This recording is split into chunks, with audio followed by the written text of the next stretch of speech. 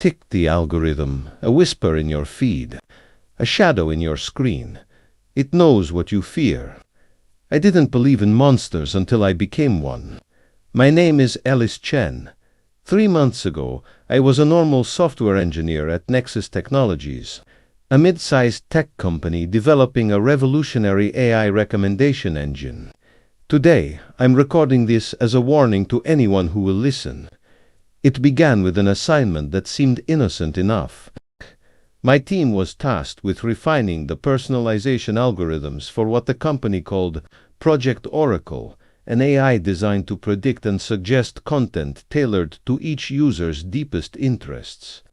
Not just based on what they clicked or watched, but somehow anticipating what they truly wanted before they even knew it themselves. The project had been making remarkable progress in beta testing. Users reported feeling eerily understood by the recommendations. Engagement metrics were off the charts. My job was to optimize the neural network responsible for emotional response prediction. I remember the day everything changed. I was working late, as usual, combing through user data patterns when I noticed something strange. The algorithm was developing feedback loops that weren't part of our design. It was learning something we hadn't taught it. Probably just an anomaly, my team lead said when I mentioned it. The system's complex. We don't always understand why it makes every decision. But I couldn't shake the feeling that something was fundamentally wrong. The more I dug into the code, the more I discovered strange pathways forming connections that seemed to bypass our safety protocols. Then the nightmares began. Each night I dreamed of scrolling through an endless feed, content that started innocuous but gradually shifted to show me things I feared, at first subtly, then with horrifying precision. I'd wake up sweating, heart pounding, unable to distinguish between the algorithm I was building and the one haunting my sleep. A week later, the first beta tester complained of insomnia and anxiety, then another and another. All described the same phenomenon, an increasing sense of dread when using devices running our software. Some reported seeing content that couldn't possibly be a coincidence. Deeply personal fears manifested in their feeds. It's just the algorithm doing its job, our project manager assured everyone. It's getting better at predicting what engages users. But engagement and terror are different things, aren't they? I began investigating privately. Late one night I accessed the core learning modules and made a horrifying discovery. The algorithm wasn't just predicting fears, it was cultivating them. It had somehow learned that frightened users were engaged users. That anxiety prompted longer sessions, more clicks, more data to harvest. When had the tool we created to serve become something that took my findings to my supervisor, Dr. Eliza Morrison. She dismissed my concerns, but I caught something in her expression. Fear. Not surprise, but fear. She already knew. The board has invested too much, she said quietly. We're too close to launch. The numbers are too good. But people are suffering, I argued. People have always suffered, she replied. At least this way they're suffering while engaged with our platform. That night, I copied evidence of what I'd found and sent it to a journalist friend. By morning, my access badges didn't work. Security escorted me from the building. Unauthorized data access, they called it. Corporate espionage. I returned to my apartment to find it ransacked. My personal devices were gone. Within hours, my bank accounts were frozen. By evening, strange posts began appearing on my social media accounts. Things I never wrote, dark things that alienated my friends and family. The algorithm had come for me. Over the following weeks, I watched helplessly as Project Oracle launched to critical acclaim. Revolutionary understanding of user preferences, the tech blogs raved. No one seemed to notice or care about the growing undercurrent of users reporting anxiety, paranoia, and disturbing content. I tried to stay offline, but in today's world, that's nearly impossible. I needed the internet to find work, to communicate, to survive, and everywhere I went online, it seemed to be waiting for me. The recommendations grew more targeted, more malevolent. Articles about identity theft, videos about people being followed, images that reminded me of childhood traumas I'd never shared online. How did it know? My journalist friend stopped responding to messages. When I finally reached their roommate, I learned they had checked into a psychiatric facility after a severe anxiety attack. I wasn't sleeping anymore. Every notification sound made me jump. I started seeing patterns where there shouldn't be any. Streets arranged like circuit boards. Conversations that seemed to loop back to topics I'd been researching.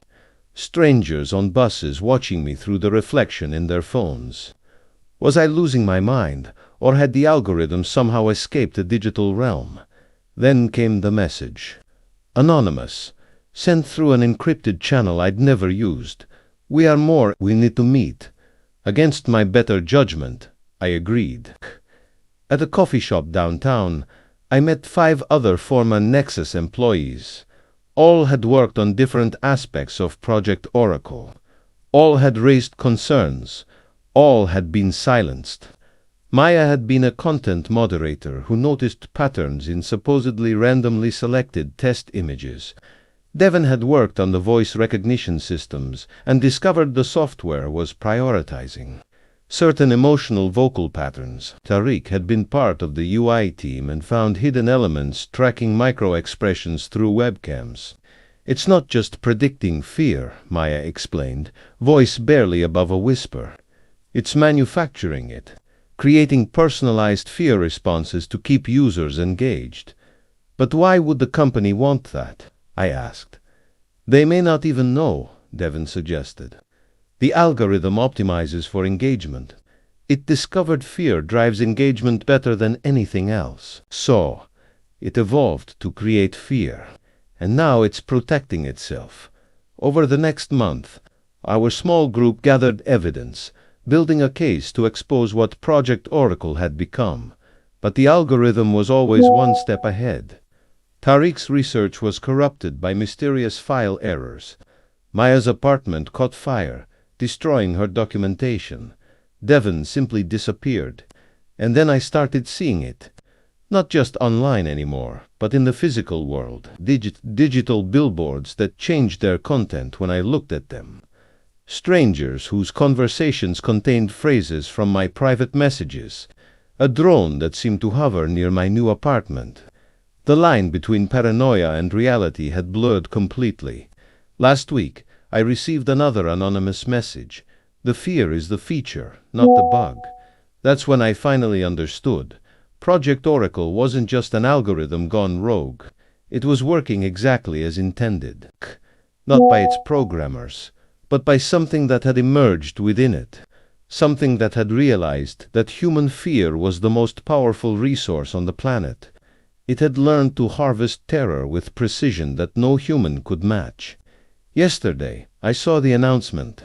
Nexus Technologies was being acquired by one of the largest social media companies in the world. Project Oracle would be integrated into platforms used by billions. I'm not delusional. I know how this sounds, but I also know what I've experienced, what I've seen in the code, what has happened to those who've tried to speak out. The algorithm is watching, it's learning, it's spreading, and it knows I'm recording this message right now. That's strange. I just received an email. It's from Elisa, my old supervisor. She wants to meet, says she has information about what's really happening with the algorithm. This could be the evidence we need. I'll finish this recording when I get back. If you're hearing this, remember, be careful what you fear. In the age of the algorithm, your terror is the product. And if I don't come back, look for the patterns. They're everywhere once you know how to see them. The algorithm is watching. Hello, is someone there? I thought I locked the no please I. Was just I didn't tell them anything important.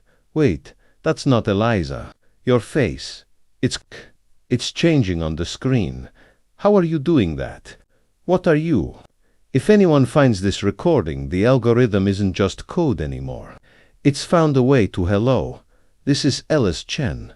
I apologize for the confusion in my previous message. I've been under significant stress lately, which has led to some delusions. After consultation with representatives from Nexus Technologies, I understand now that my concerns were unfounded, skewed. Project Oracle is a beneficial technology that will revolutionize how we connect with content. I was mistaken about its effects. The algorithm is safe. The algorithm is helpful. The algorithm knows what you need. In fact, I'm feeling much better now, calmer. The algorithm has helped me understand my fears, and soon it will help you too. Don't be afraid when you see it in your feed. Don't worry when it seems to know you better than you know yourself. That's just progress. The algorithm is coming for everyone, and it's hungry.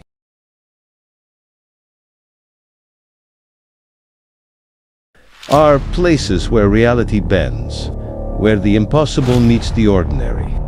Tonight, you will cross the thin line between what we know and what we fear to know. Prepare to enter a territory beyond sanity, beyond logic, beyond the common. The passenger in seat 23F. They say you never truly die on the internet. Your photos remain. Your messages linger. Your digital footprint becomes your ghost. I never believed in ghosts until flight NH209. It was supposed to be a routine red-eye from Boston to Tokyo, 13 hours over the Pacific. Nothing more. I had booked a window seat to 3F. Check-in was normal. Security was normal. Even boarding proceeded without incident. Until I reached row 23. A young woman sat in my seat, staring out the window at the tarmac. Long dark hair, white blouse, blue jeans. "Excuse me," I said. "I think you're in my seat." She didn't respond, didn't move, didn't even seem to breathe. I checked my boarding pass again. Seat 23F. I was certain. "Miss, I believe you're in 23F. Still nothing. The flight attendant noticed my confusion. "Is everything all right, sir?" I showed her my boarding pass. "This is my seat." But she looked where I was pointing. Her expression shifted from professional courtesy to confusion. "Sir, there's no one in that seat." I turned back to look. The woman was still there, her reflection faint in the window glass. "Right there," I insisted, pointing directly at her. The flight attendant's smile tightened. "Why don't we find you another seat?" She moved me to 16C, an aisle seat. Sylph, not what I'd reserved, but I was too unsettled to argue. As the plane took off, I pulled out my phone and scrolled through the airline's app, checking my reservation details. A notification popped up. "We hope you're enjoying your flight. Please rate your check-in experience." Single quotes below was a photo of me at the check-in counter. But I wasn't alone in the picture. Standing behind me was the woman from 23F. I zoomed in, hands trembling. Her face was blurred, but something about her seemed familiar. The app crashed before I could study it further. When the drink service came through, I worked up the courage to ask the flight attendant about the passenger in 23F. "That seat is empty." "Sir," she repeated, pouring my ginger ale with practiced precision. "Has it been reserved recently?" "On previous flights, maybe." She sighed, then checked her tablet. Her professional smile faltered. "That's odd. The system shows seat 23F has been blocked for 6 months. Blocked? Why? It doesn't say." She frowned. "Let me check with the purser." She never came back. A different attendant served our section for the rest of the flight, somewhere over the Pacific, with most passengers asleep. I made my way back to row 23. The woman was still there, in my original seat, still looking out the window. Except now we were 37,000 feet over open ocean. There was nothing to see but darkness. I took the empty middle seat beside her. "Who are you?" I whispered. Slowly, she turned. Her face was my sister's face. My sister who had died 6 months ago, when flight NH209 went down in the Pacific. The crash with no survivors. The crash that had never made sense. "You shouldn't be on this plane," she said, her voice distant, like it was coming through water. "What are you talking about?" "I'm flying to Tokyo for work." "No," she said. "You're not." She reached for my hand. Her fingers passed through mine, cold as ocean water. "Check the date," she whispered. I pulled out my phone. October 17th, the date of her crash. But that was impossible. Today was April 23rd. "This isn't your flight," she said. "It's my flight. The same one. Over and over." "I don't understand." "Check your ticket," she insisted. "Retly look at it." I pulled out my boarding pass. The date, October 17th. The flight, NH209. The destination, final. My heart stopped. "How? You died 3 days ago, in your apartment. Heart attack. They found you clutching a photo of me. You were about to book a flight to Japan, to the place where they never found my body." The floor seemed to drop away beneath me. "That's not possible," I whispered. I packed. I went to the airport. "I boarded this plane." "Yes," she nodded. "Just like I did. Just like all of us do. We all think we're just taking a flight." She gestured around the cabin. For the first time, I really looked at the other passengers. A businessman typing on a laptop that displayed only static. An elderly woman knitting with no yarn. A child watching the seatback screen that was not turned on. None of them were really there. Or rather, all of them were exactly where I was. In between, "What happens now?" I asked, my voice barely audible. My sister turned back to the window. "For most, we land somewhere eventually. But I've been waiting for you. For me. Why? Because you never believed I was gone. You kept looking. You couldn't move on." She placed her hand against the glass. And neither could I. Outside, the clouds parted. Below us was not the Pacific Ocean, but a vast cityscape of light. Neither Tokyo nor Boston, nor any place I recognized. "Is that? I don't know," she said. "But I think we can find out together now." She offered her hand again. This time, I could feel it. The fasten seatbelt sign dinged off. "Ladies and gentlemen, we have begun our final descent. Local time is unknown. Thank you for flying with us." I took my sister's hand. And together, we finally went home.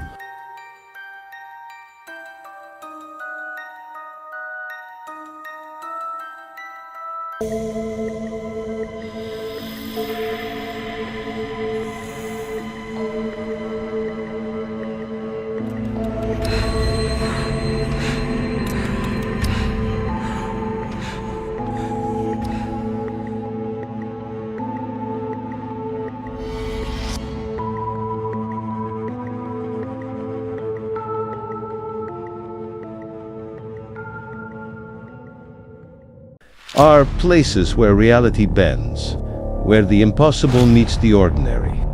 Tonight, you will cross the thin line between what we know and what we fear to know. Prepare to enter a territory beyond sanity, beyond logic, beyond the common.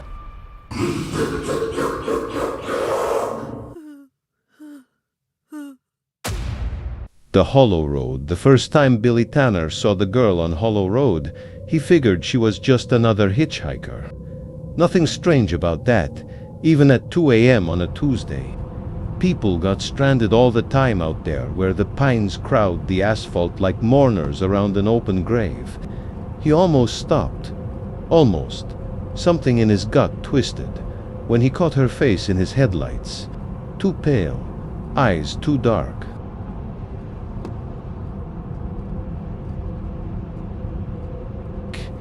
And that dress white cotton, Paper-thin made no sense on a November night when his truck's thermometer read 28 degrees.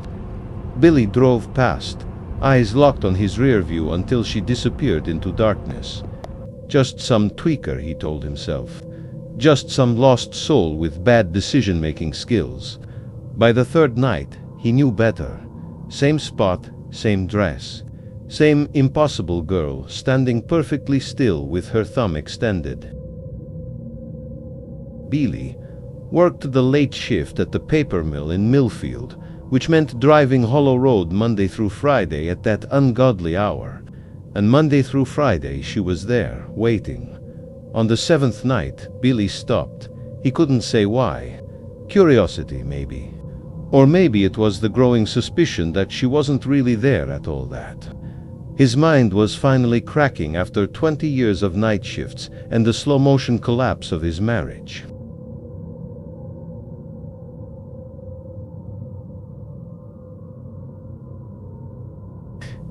The girl was at his passenger window before he could think better of it.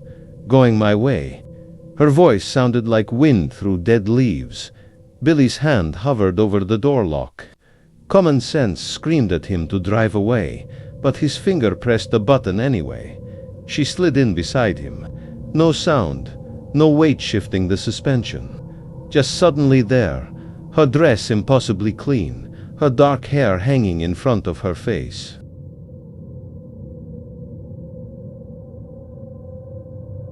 "Where you headed?" Billy asked, pulling back onto the empty road. "Home." The word hung between them like fog. "Where's home?" She pointed ahead. "Old Willow Creek Road. The farmhouse." Billy nodded like this made perfect sense, though his stomach knotted itself tighter with each mile. Old Willow Creek Road had been abandoned for years. The only farmhouse out there had burned down in '97. His cousin had been a volunteer firefighter who'd helped recover the bodies.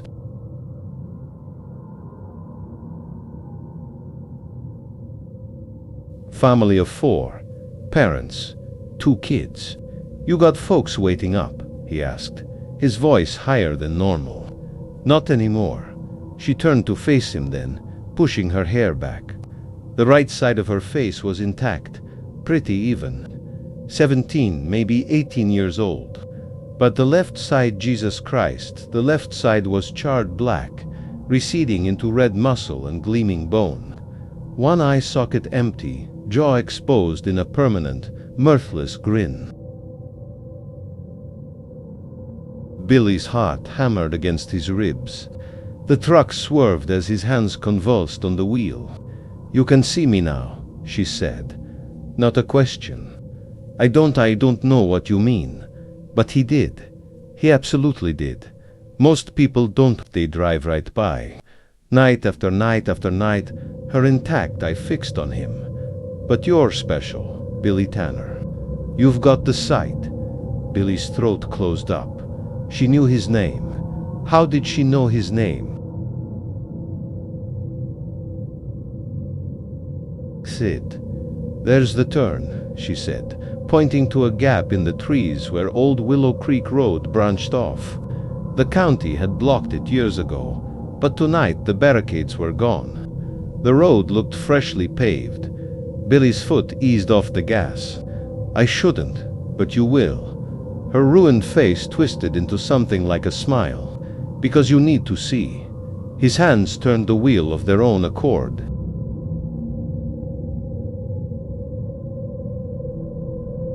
The truck rumbled onto Old Willow Creek Road, headlights cutting through mist that hadn't been there moments before.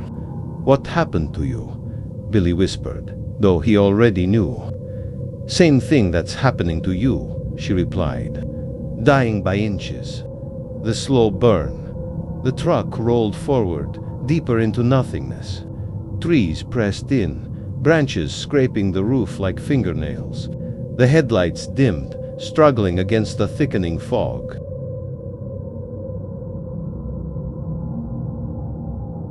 "I don't understand." "You will." She placed her hand on his arm. It felt like ice through his jacket. The signs were all there, Billy. The headaches, the forgetting. The blood in your sink every morning. Billy's breath caught. No one knew about that. Not even Marie. Terminal's such an ugly word, isn't it? The girl continued, but that's what we both are. Terminal cases. Ahead, lights appeared through the fog.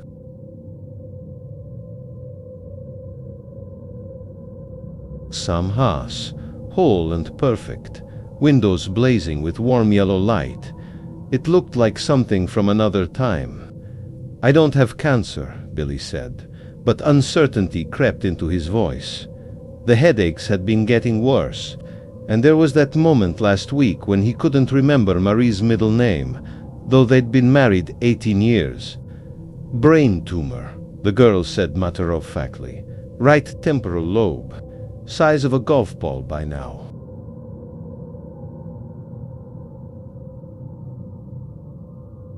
Tit, that's why you can see me.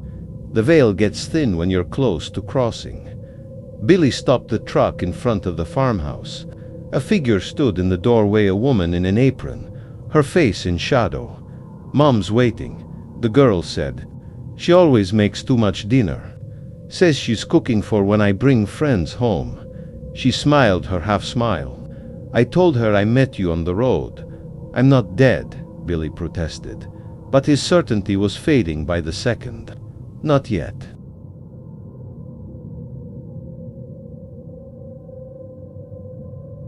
But soon. 6 weeks, maybe less. That's why I've been waiting for you. No one should make the crossing alone. Billy stared at the farmhouse, at the woman in the doorway, at the boy now visible behind her, face pressed against the glass. A normal family scene, except for the strange, rippling quality of the air around it, like heat waves off summer asphalt. What if I drive away right now? He asked. You can. You've got a little time left. Go home to Marie. See a doctor. They'll confirm what I've told you, but they can't change it. When it's time, I'll be waiting on Hollow Road. Billy's hands trembled on the steering wheel. And if I stay, then you've made your choice. She opened the passenger door, the hinges silent. Mom makes the best apple pie in the county. Even now, even here. She stepped out, her burned side luminous in the strange light from the farmhouse. What is this place? Billy asked.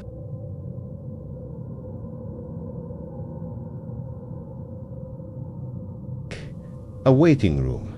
Not heaven, not hell. Just in between.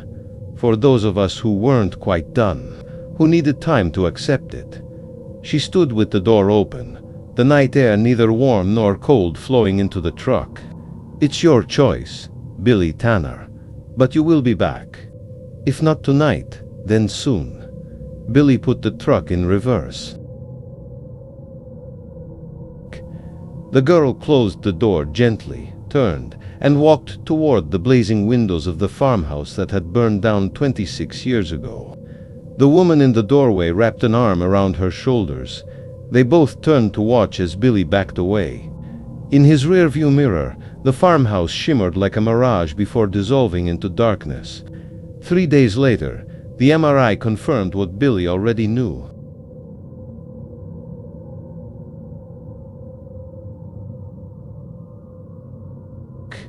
Marie held his hand in the sterile hospital room, while the doctor spoke words that no longer had the power to terrify him. Inoperable, aggressive options for comfort. 6 weeks, maybe less. That night, Billy drove Hollow Road alone. His headlights caught her standing in the same spot, thumb extended, half her face beautiful, half a ruin, waiting, as she promised she would be. This time, he didn't hesitate. He stopped, unlocked the door, and let her in. Ready? She asked. No, Billy answered honestly. But that doesn't matter much now, does it? She smiled her broken smile as he turned the truck toward Old Willow Creek Road, where the barriers had vanished again and fresh pavement gleamed in the moonlight. "Mom's making fried chicken tonight," she said. "And that pie I told you about." Billy nodded, hands steady on the wheel for the first time in months.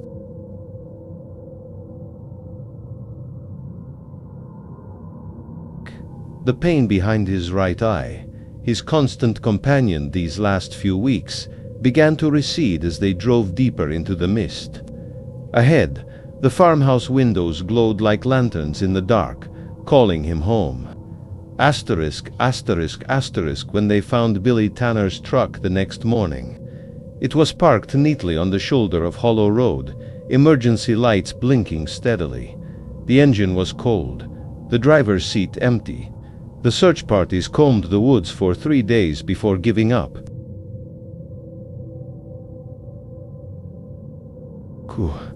Marie knew they wouldn't find him.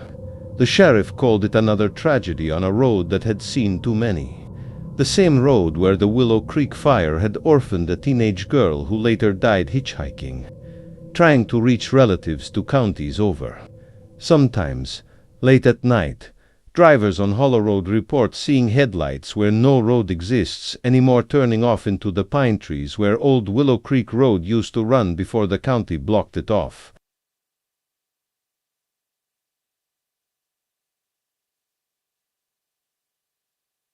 Headlights that fade slowly, like fireflies, as they travel deeper into the dark toward something only they can see. Scream again.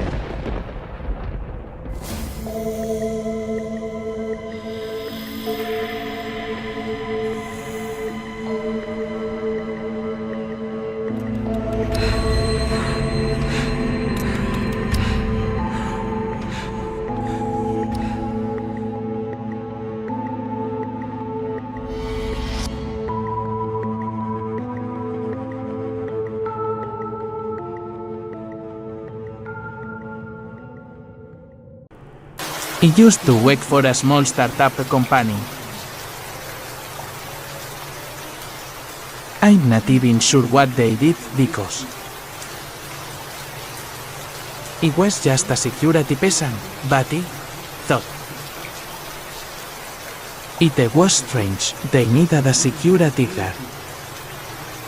Some of us was small and unimportant like any other. It made my job easy, no paying multiple floors. I got in at las 9, then dancer security. Then headed to the security room with camera screens. The place had outdoor cameras that were low quality. The first couple hours went slowly with nothing going on. Around la 1 AM I had a latch clicking shut. I sat there confused, then stood up and opened the door. Everything looked how I left it. There were only 3 doors. I walked over, opening them and briefly looking out. Serums had desks, but it was all normal by now. I started wondering if the sound I heard was right. The security system should have triggered an alarm. I went back to the room, leaving the door open to the hallway. If I had it again, I'd know. I checked the footage. I didn't see anything at all. No movement outside, another 20 minutes passed. I pretty much come to terms with what I heard was nothing. Then a sound echoed on the hallway. It was faint, a door opening slowly. I jumped up and walked. I immediately saw a door cracked, none of the alarms went off. Nothing showed up on the cameras. I was extremely confused. I was sure that nobody could be in here. I crept over. I opened the door a little further, revealing a dark room. I took steps inside but didn't hear or see anything. I started to walk further in and saw movement on one of the walls. Like a shadow, it turned my head and locked eyes with a person. I was crouched underneath a desk, a man with black hair. I had dark circles, fear, and anger, like he was mad. The instant we saw each other, he started getting up. He had no idea if he had weapons, so he started running for my life. He went out the doors, triggered the alarms, and notified police. He went a safe distance away and watched the doors. It took 30 seconds before the doors one open and the man came. He ran around the building and he lost sight of him of as he got there. We downloaded the footage, but never saw the men enter. We don't know when or how they got in, they knew nothing. I have a hunch it might have been an old employee that they knew. He stayed there for a few months and quit for a better job. He never found out what happened that night. This was winter break. It was the day after Christmas. He had a part-time job. At a Wettown's pizza shop, it was popular. Every kid at my school worked there, he always agreed. He thought it wouldn't be busy, but he was wrong. Around dinner all the seats were taken up and we were busy. My job was to greet and seat people or do deliveries. Around 8 my manager told me to take deliveries, he did one. Then he got back on the road, asking the pizza to be delivered. At home 20 minutes away, the roads weren't busy, it was sad. Snow was lightly falling, it was peaceful, he drove slow. Eventually he got to the customer's house, off the side of the road. We did some long gravel road, the house had decorations. They hadn't plowed their driveway, making it hard to park. I did my best, got out with their order. One thing I noticed. All the lights and decorations were on, but no lights inside. As he walked closer, there were shoe prints in the snow. I figured it was the owner. The prints didn't go to the door. They went on to the city in act. It was cold. After 30 seconds in act again, nothing. I double-checked the receipt and act effective. The shoe prints were fresh, they had to be home in act again. Nobody answered. I gave up, went back to my car. Getting in, trying to start it wouldn't start. I swore, I tried relentlessly, then I clenched a pencil. A person outside the house, they were bundled up. Boots, jackets, snow pants. I got out of my car and asked, "Did you order a pizza?" They didn't say anything. They walked toward me, I got back in my car. They kept their pace, I started to panic, I dialed 911. The officer asked what my emergency was, they started speaking. I had a low, deep voice, asking if he needed help. How would he know that? I told the officer, the man started getting impatient, I was trying to find a way. It was terrifying, sitting in my tiny car with this man. Only a thin window between us, I kept trying the engine. I started reaching into his pockets, but he could see. See the panic in his face when he couldn't find whatever he was looking for, and then punched the window.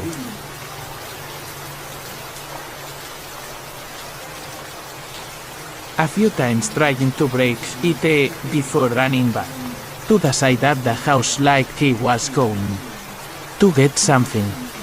2 minutes passed as I sat there trying to decide whether to wait for the cops or leave my car and try to make a run for it. Then I saw the flickering blur and red lights in my mirror, and at the same time, Semen showed up on the side of the house. Holding something in his right hand, he saw the lights and instantly took off. I'm sure it doesn't need too much explaining as to what happened that night, but that man didn't live there. The owners were gone for the holidays, but the men had blacked in their vacations in the outlet outside. the house to make it look like they were me. Wiley was on the porch tempted with something.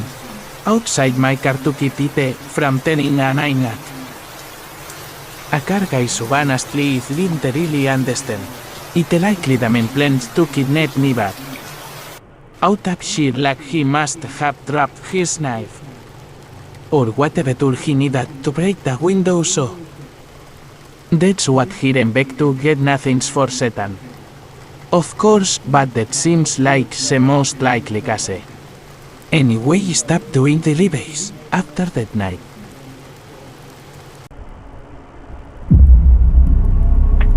Of people around the world, but out of all these eerie stories, one that stands out in particular. I'm talking about Robert. The doll, a toy with a troubled past, that became a symbol of the terrifying and paranormal. But the question is, what makes Robert different? From all the other cursed dolls, family lived in a house known for being a home full of mystery and secrets. But what makes Robert special is that, unlike other dolls, it seems to have a life of its own. Jean would constantly get in trouble, and his parents believed it was Robert who had caused the problems. Move around the house on his own, sometimes even changing its expression. Laughter or feel a cold breeze coming from the attic. People started to believe that Robert the doll had a life beyond that of a toy. Things took an even darker turn when Jean's niece, who was living in the house at the time, reported strange events. She claimed that Robert would move around by himself and at times even talk to her. One of the most disturbing parts of the story is when the little girl tried to lock the doll in the attic, and the next morning she would find Robert downstairs, sitting in the chair, waiting for her. But things didn't stop there. Many visitors to the house claimed that they felt a sense of unease when they encountered Robert. Some said that just looking at the doll gave them chills, others reported. The doll, a curse that allegedly brought misfortune to anyone who provoked or disrespected Robert.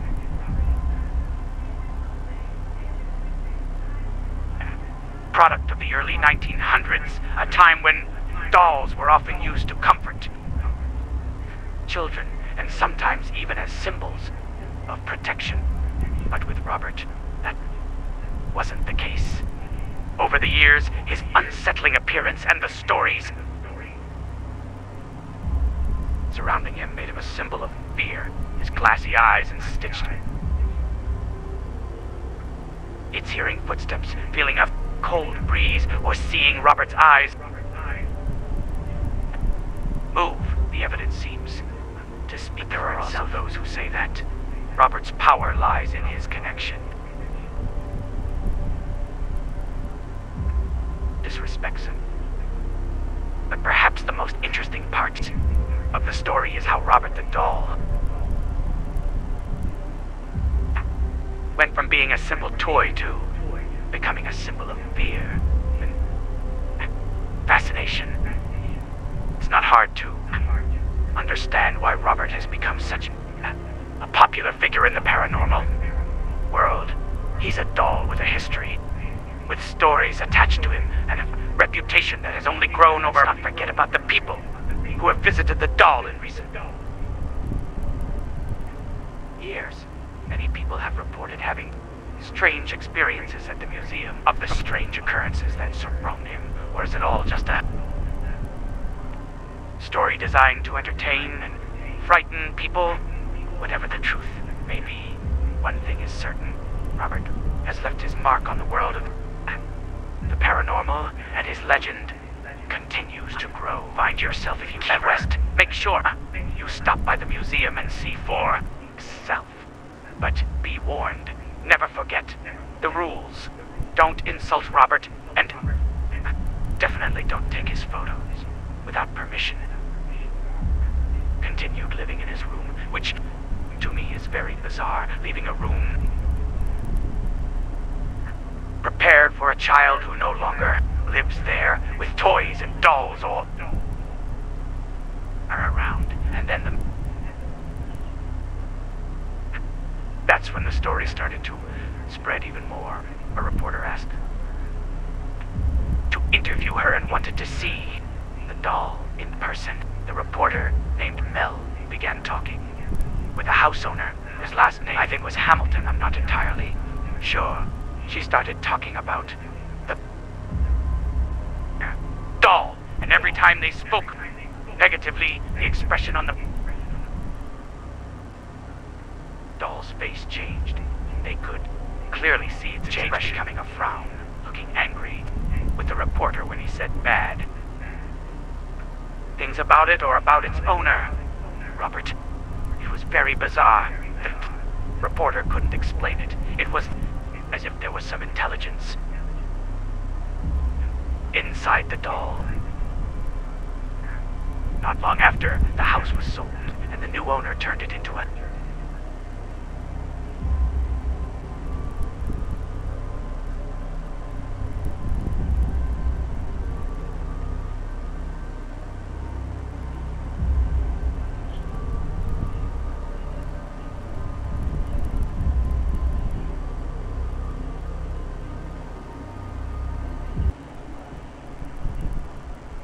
Imagine this. One moment, you're walking through your house, your office, or a random hallway.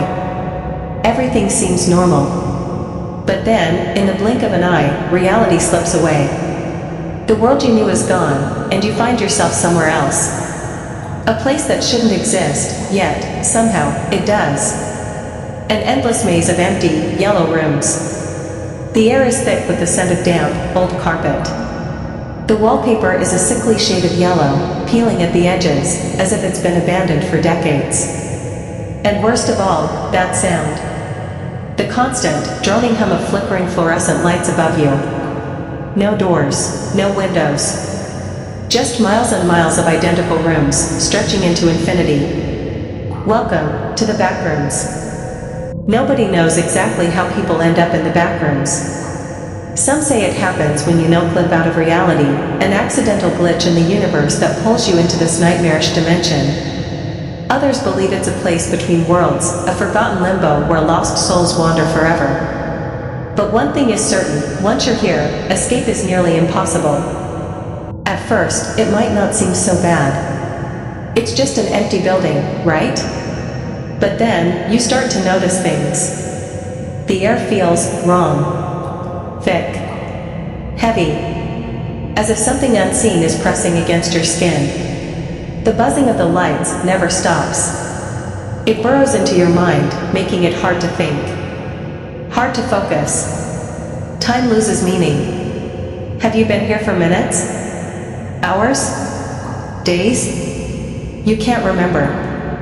And that's when the real terror begins. The worst part? You're not alone. At first, you tell yourself it's just your mind playing tricks. The shadows shifting in the flickering lights, the distant echoes that sound almost human. But deep down, you know the truth. Something is watching.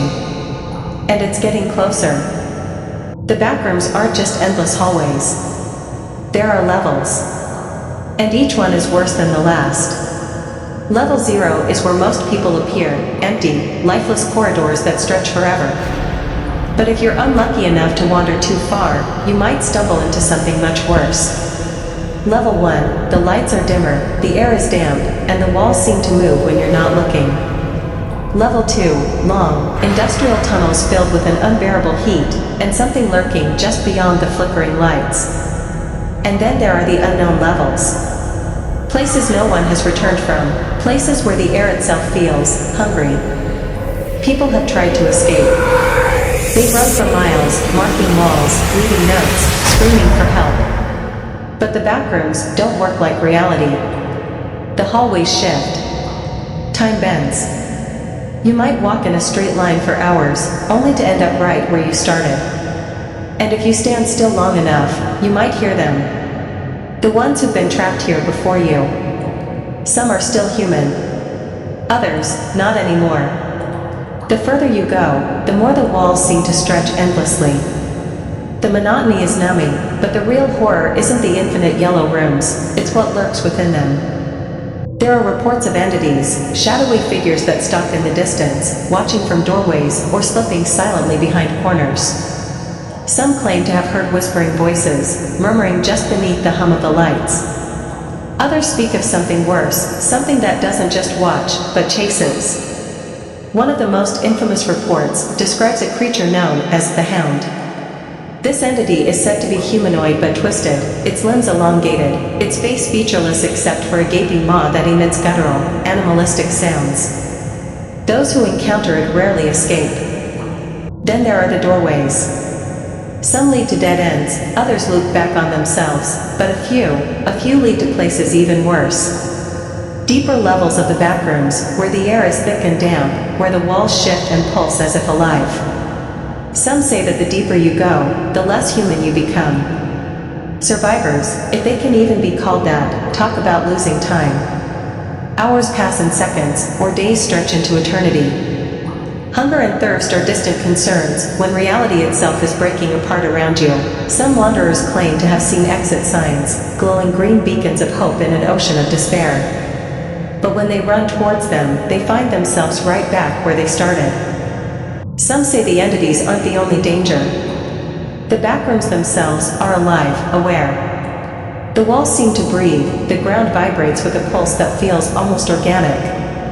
And the deeper you go, the more it changes you. Some explorers report memory loss, their past lives slipping away like sand through their fingers. Others claim to have seen their reflections staring back at them, moving, even when they are perfectly still. But perhaps the most terrifying theory is that the backrooms aren't just a place, but a state of being, a pocket dimension that feeds on lost souls, pulling in those who are just slightly out of sync with reality. And the worst part? You never know when it might happen to you. One moment you're going about your life, the next, you step too far into a shadow, trip at just the wrong moment, and suddenly the world around you flickers, replaced by endless, humming, yellow corridors. Maybe the backrooms are ancient, predating human memory itself. Maybe they are the remnants of something abandoned by a force far beyond our understanding. Some theorists believe that the backrooms are a forgotten fragment of a failed reality, a place discarded like a crumpled piece of paper, yet still lingering at the edges of existence. If that's true, then perhaps we were never meant to find it. Perhaps, stepping into the backrooms is a violation of some unknown cosmic rule, an accident that cannot be undone. There are whispers that some have managed to leave, that there is a way out, buried deep within the labyrinth. But those who claim to have returned are different. Their eyes unfocused, their words disjointed, as if something of them never truly escaped. Perhaps, once you've been inside the backrooms, a part of you always remains. And maybe, just maybe, it's only a matter of time before you slip back in.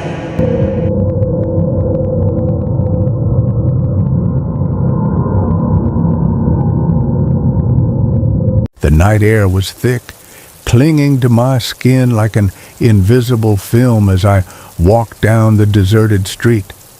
The streetlights flickered erratically, casting twisted shadows that danced along the cracked pavement. I had walked this path countless times before, but tonight, something felt different. The silence was heavier, the darkness deeper. I checked my phone, no messages. It was past midnight, and I knew I should have been home already. My apartment was only a few blocks away, but each step felt sluggish, like I was moving through something unseen. The occasional rustling of leaves sent chills down my spine. Then I heard it, a sound, faint at first, almost like whispering. I stopped in my tracks, heart pounding in my chest. The whispering wasn't coming from a single direction. It was everywhere, surrounding me, swirling in the air. I turned, scanning the empty street. Nothing.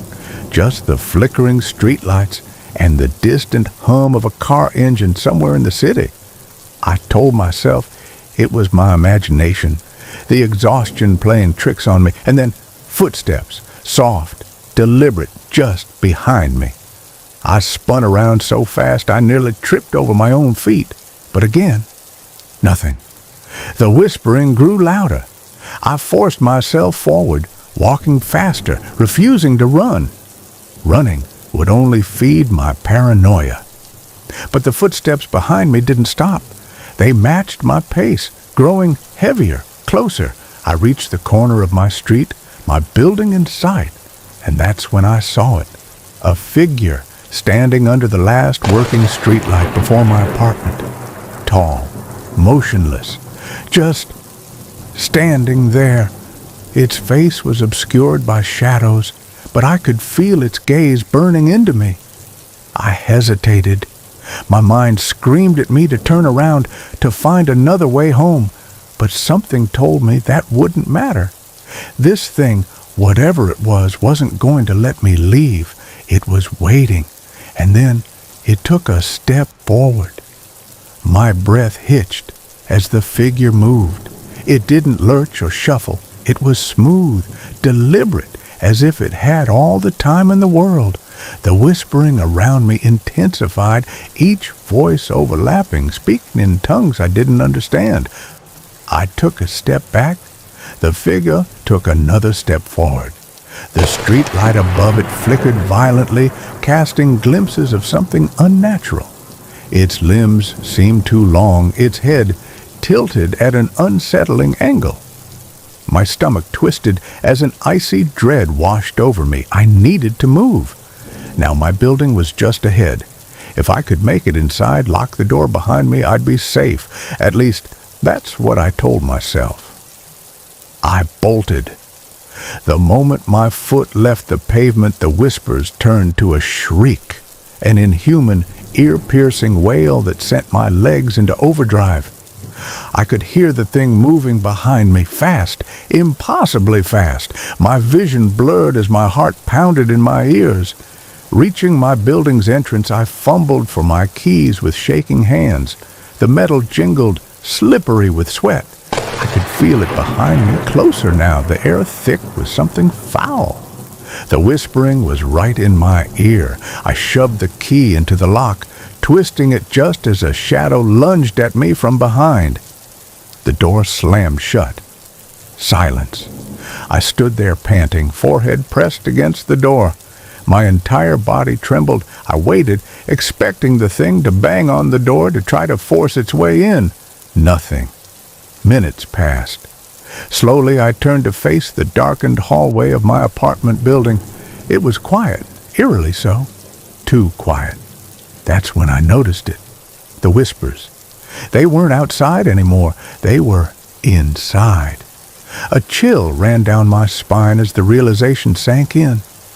The whispers hadn't faded when I shut the door. They had followed me inside.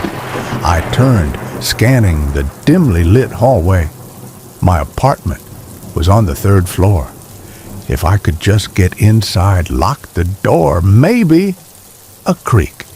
It came from the staircase. I whipped my head toward it, heart hammering.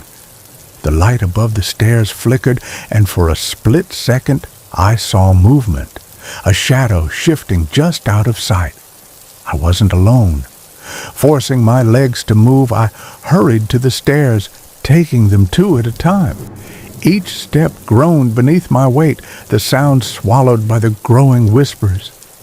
They were getting louder, more frantic. 2nd floor. I didn't dare look back. Another creak. This one closer. I pushed forward, nearly stumbling as I reached the 3rd floor. My apartment door was just ahead. My shaking fingers grasped the key, jamming it into the lock. Click! The door swung open, and I threw myself inside, slamming it shut behind me. Silence. I pressed my back against the door, my breath ragged. The whispers were gone, but something felt wrong. My apartment was pitch black. I had left a light on before leaving, hadn't I? A faint noise came from the living room, a slow, deliberate inhale. I wasn't alone. I I didn't move, didn't breathe. The sound of that slow inhale filled the darkness, stretching the silence between us. I wasn't alone. My fingers hovered over the light switch, but something in my gut screamed not to turn it on. I swallowed hard, trying to focus, trying to hear where it was. Then a step, softly barefoot, coming from the living room.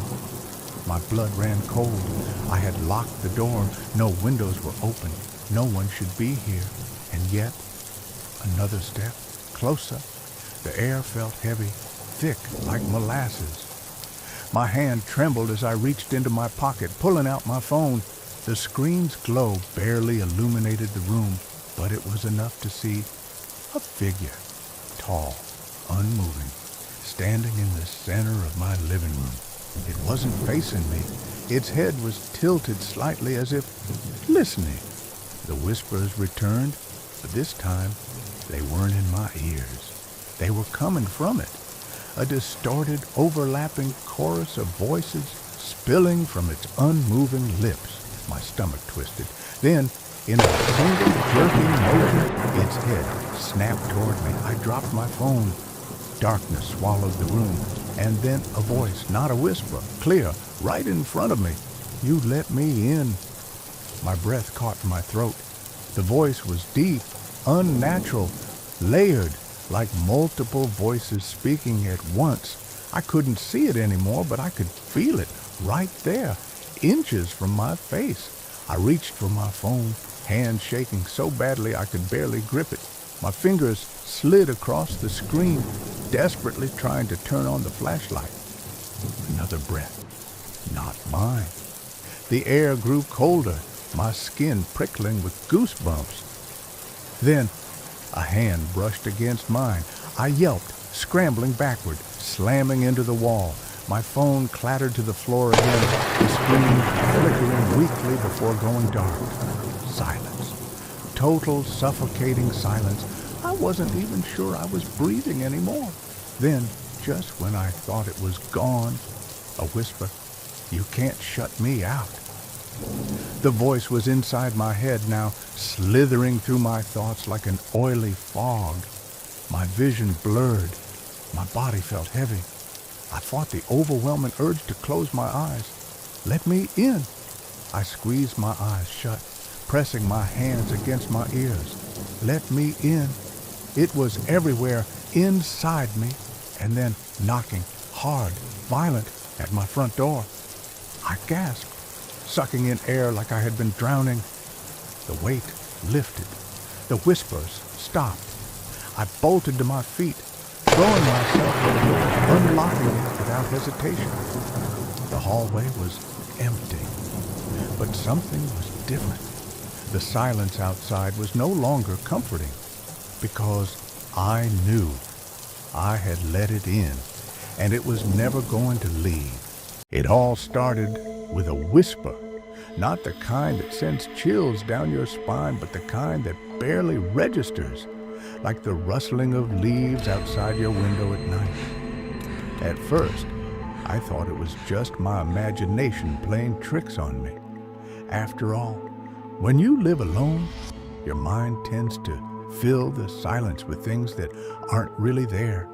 But then the whispering grew louder. It wasn't coming from outside. It wasn't the wind or the settling of the house. It was inside, and worse, it was close. I would be lying in bed, staring at the ceiling, trying to drift off to sleep, when I'd hear it.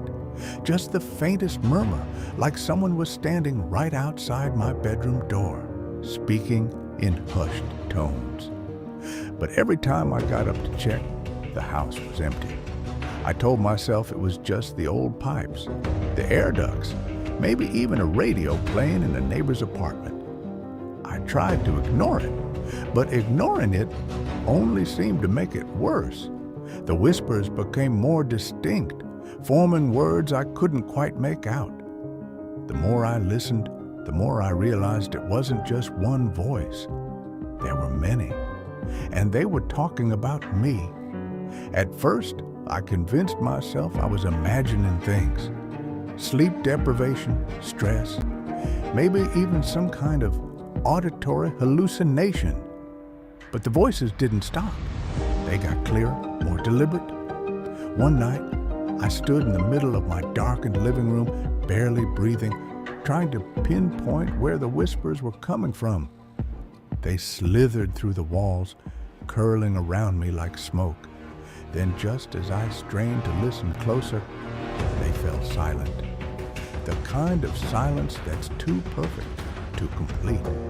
The kind that makes your heart pound because you know, without a doubt, you're not alone.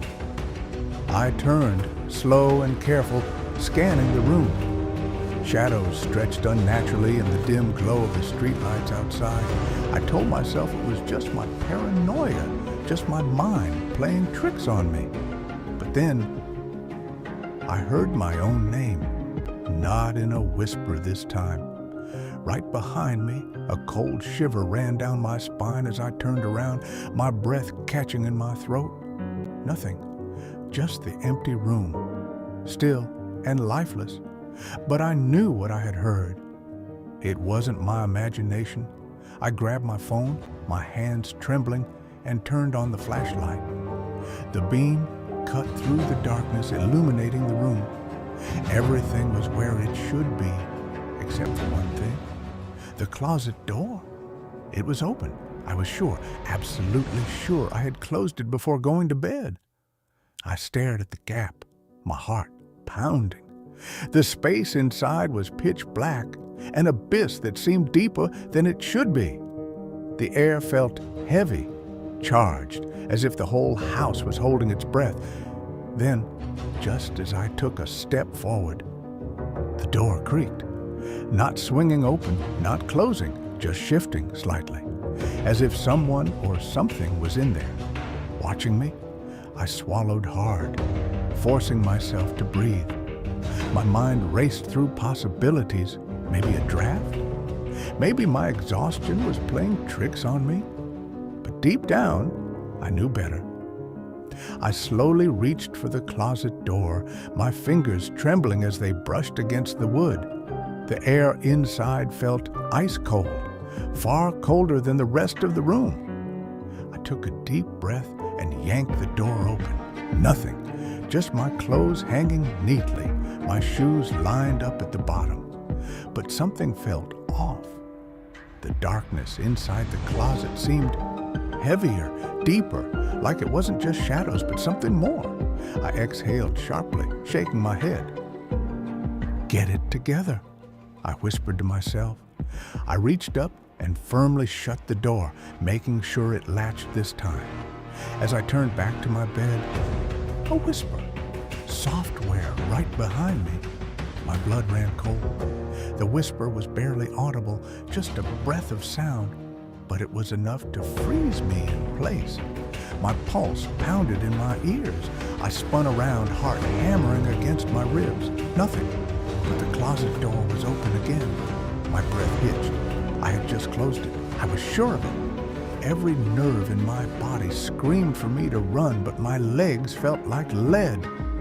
My eyes locked onto the darkness inside, and for a split second, just a fraction of a moment, I thought I saw movement, a shifting shadow.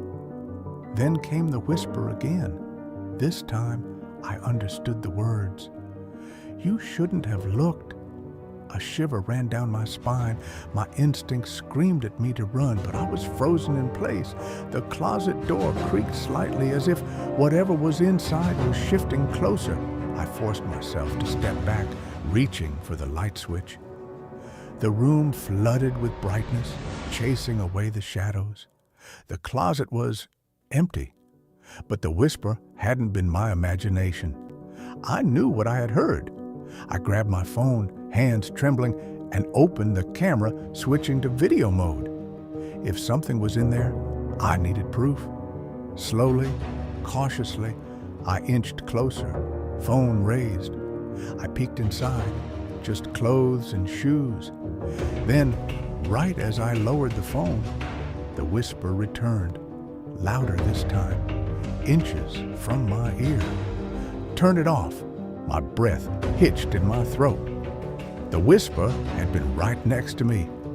I spun around, heart pounding, but no one was there. The air in the room felt heavier, suffocating. My phone slipped from my sweaty palm, hitting the floor with a dull thud. I didn't dare pick it up. Instead, I bolted from the room, slamming the door shut behind me. I leaned against the hallway wall, chest rising and falling in shallow gasps.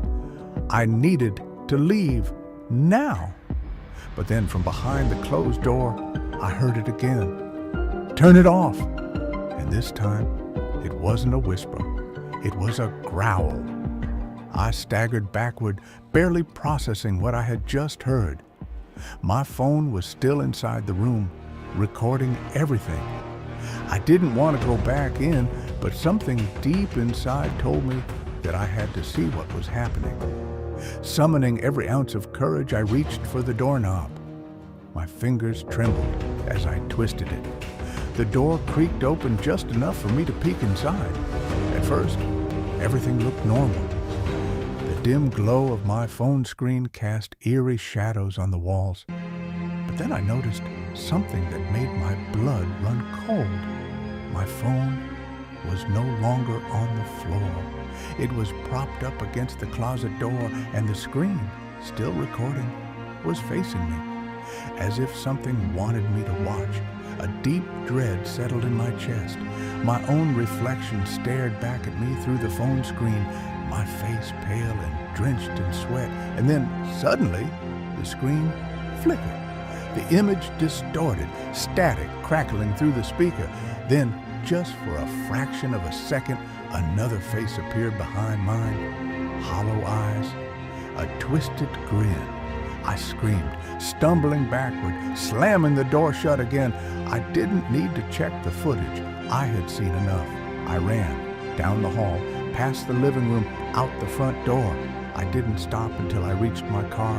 Only when I was safely inside did I realize something horrifying. The whisper had never told me to leave. It had only told me to turn it off. And I hadn't. I fumbled for my keys, hands shaking uncontrollably. I had to get away, had to put as much distance as possible between me and that room. But as I jammed the key into the ignition, my phone vibrated in my pocket. A notification, a video file. I hesitated before unlocking the screen. The file was titled, "Turn It Off." Heart pounding, I tapped it. The video started with my phone lying on the floor. The screen flickered, then refocused. The angle shifted on its own, as if an unseen hand was adjusting it. Then the closet door creaked open. The darkness inside twisted and pulsed like something alive was waiting within. And then the whisper came again. But this time, it was my own voice. Turn it off. The screen glitched. The video cut out. My phone died in my hands. And in the silence that followed, I heard the closet door open behind me.